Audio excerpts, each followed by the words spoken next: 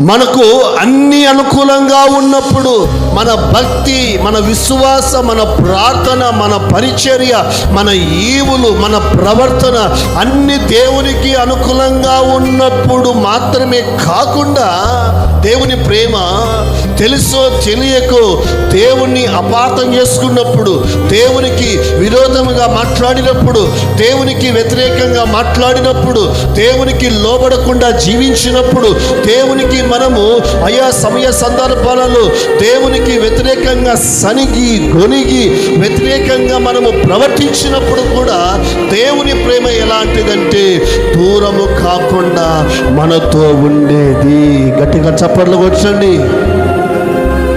హల్లెలూయా. విరోధంగా మాట్లాడాడు కదా, వ్యతిరేకంగా ప్రవర్తించాడు కదా, భక్తి లేదు కదా, విశ్వాసము లేదు కదా, పరిశుద్ధత లేదు కదా, నా పనిలో పాల్పంపులు పొందలేదు కదా, నా పరిచర్య చేయటము లేదు కదా,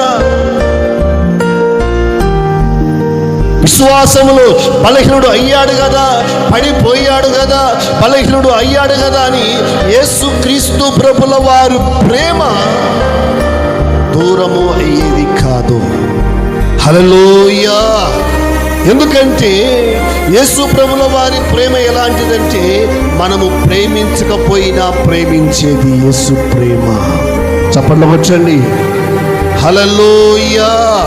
మనము ప్రేమించకపోయినా భూప్రపంచంలో ఇలాంటి ప్రేమికుడు మరొకరు ఉండాలి. హల్లెలూయా.